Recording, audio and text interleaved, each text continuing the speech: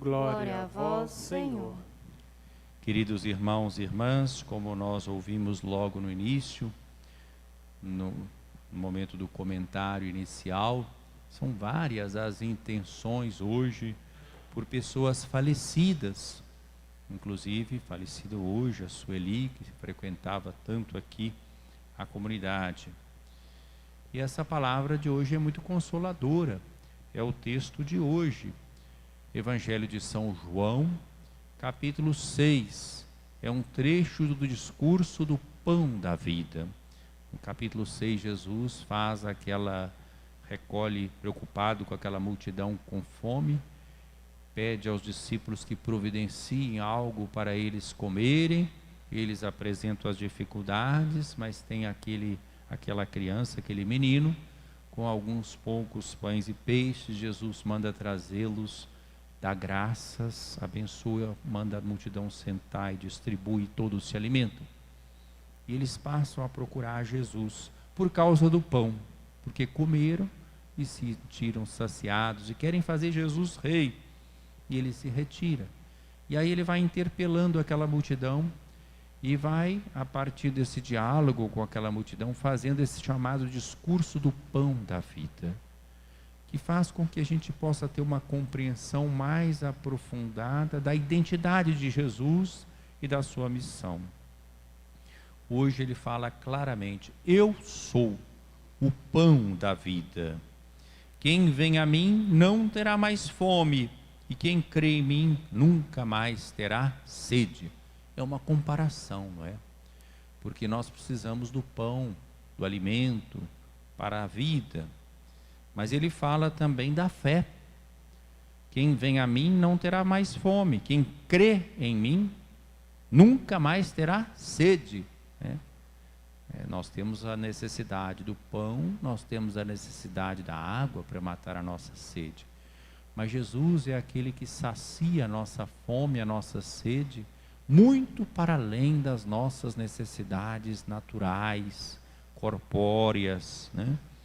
Há então a necessidade de aderir a Ele, acreditar nele, é colocar nele toda a nossa confiança e segui-lo, aceitar a sua palavra. E ele mesmo vai dizer logo depois dessa afirmação e mostrando que quem a ele adere pela fé tem a sua necessidade mais profunda saciada, de fome e de sede. Ele diz: eu porém vos disse, vós me vistes, mas não acreditais. Quer dizer, eles queriam pão, queriam um milagre, queriam um rei que quebrasse o galho, um rei padeiro, mas não estão dispostos ao seguimento. No entanto, Jesus está dizendo: todos os que o Pai me confia virão a mim, e quando vierem não os afastarei. Aqui que está a consolação. Quer dizer, quem realmente se lança na fé, no seguimento de Jesus, ele não nos despreza. Eu desci do céu não para fazer a minha vontade, mas a vontade daquele que me enviou. E qual é a vontade daquele que o enviou? Ele vai dizer: é esta a vontade daquele que me enviou, que eu não perca nenhum daqueles que ele me deu, mas os ressuscite no último dia. Então a vontade salvífica de Deus, Deus quer que todas as pessoas se salvem, que todas as pessoas cheguem ao conhecimento da verdade, que todas as pessoas aceitem o Evangelho de Jesus, não só teoricamente, não só se dizendo cristãos, mas no verdadeiro seguimento de Jesus, se configurando a Ele. Acreditar não é só um ato de fé que se faz da boca para fora, mas acredita-se sobretudo com a vida, uma vida que mostra realmente que a palavra do Evangelho nos interpela e nos modifica a nossa maneira de pensar, a nossa maneira de agir. Pois esta é a vontade do meu Pai, que toda pessoa que vê o Filho e nele crê, tenha a vida eterna. Então, ver o Filho e acreditar, aí temos a vida eterna. E eu o ressuscitarei no último dia. Nós estamos rezando por esses falecidos e tantos outros, então nós podemos ter essa segurança de que aqueles que realmente colocaram e colocam a sua confiança em Jesus Cristo e no seu Evangelho, estes conhecem a vida eterna, o Senhor os ressuscita. A primeira leitura nos permite também refletir sobre a providência de Deus, mesmo em meio a situações mais difíceis e que às vezes a gente não entende. Nós somos convidados a uma leitura de fé da história, dos acontecimentos. Diz o texto de hoje, dos Atos dos Apóstolos, começou naquele dia uma grande perseguição contra a igreja de Jerusalém.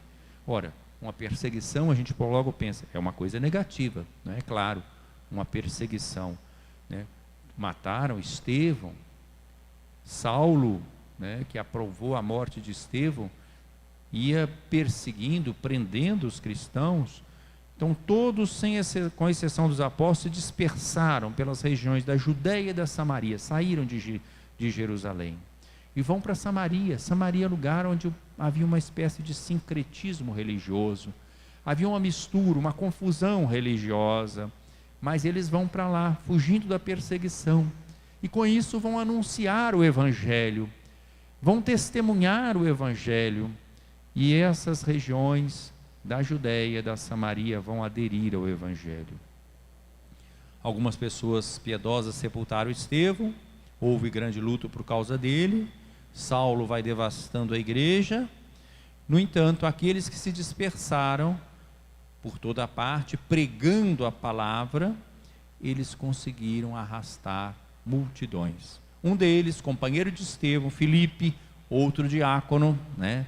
Na última missa que celebrei aqui, lembrava, na segunda-feira, nós temos a graça de termos o diácono Luiz Carlos Lopes, o diácono Délio Duarte. Filipe era um diácono também, como Estevão. Filipe desce a uma cidade da Samaria e anunciou-lhes o Cristo. Então ele não só teve aquela tarefa inicial que aquele grupo dos 7 tinha, de cuidar da distribuição, né, dos donativos, dos bens, nós diríamos hoje da cesta básica, né, para as viúvas também dos gregos e não só dos judeus que estavam se sentindo discriminadas, mas eles também anunciavam a palavra. E as multidões seguiam com atenção as coisas que Filipe dizia, e todos unânimes o escutavam e viam os milagres que ele fazia. O Senhor atestava a sua pregação com milagres. Quer dizer, os milagres foram realizados não só na região de Jerusalém, mas também na Samaria.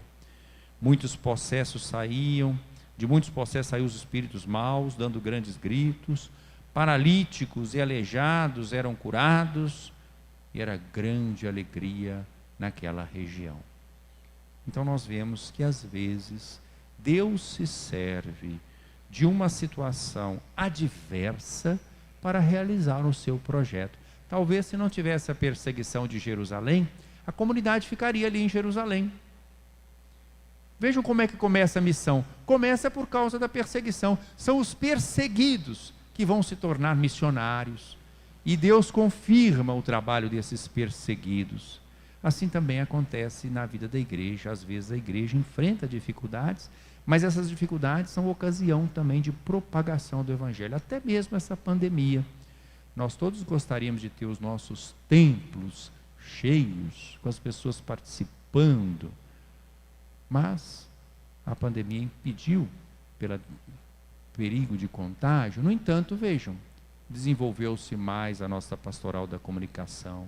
Quantas pessoas estão agora acompanhando mais a liturgia?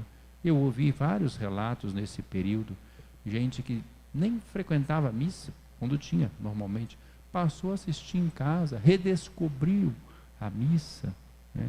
Membros da família, uma parte frequentava, outros não, mas começaram, como aqueles que frequentavam, estavam assistindo, o outro também assistiu, e começaram a ouvir a palavra de Deus, e assim por diante.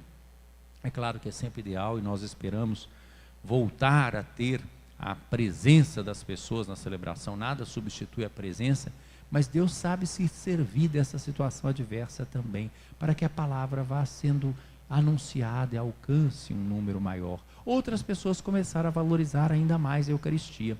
Quando nós não estávamos na onda roxa, vou contar para vocês aqui minha experiência, e o número de pessoas que podia frequentar aqui a A missa, por exemplo, eu estava celebrando de manhã e à noite.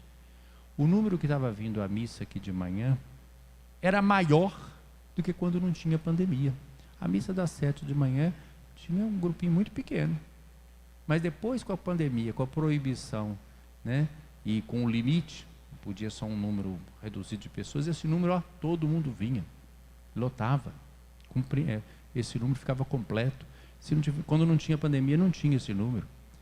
Então, às vezes, a proibição, a dificuldade, faz com que as pessoas comecem a buscar mais, com fome e sede, a palavra de Deus e os sacramentos. Que nós possamos tirar lições para a nossa vida de tudo isso. Que nós possamos crescer na valorização da igreja doméstica, das famílias, dos momentos de convivência, de oração. Que nós possamos crescer na solidariedade, pensando também mais naqueles que estão sofrendo, quantas pessoas têm sido solidárias, enviando cestas básicas, roupas em bom estado para os pobres, para os necessitados. Outros se dispõem mesmo nessa distribuição, né? Então, há também coisas boas em tudo isso. E então não tenhamos medo. Deus sabe se servir daquilo que é adverso para nos abençoar. Jesus é o pão da vida. É preciso aderir a Ele pela fé. Quem nele crê não fica decepcionado, mas Ele nos ressuscita no último dia. Louvado seja nosso Senhor Jesus Cristo. Para sempre seja louvado.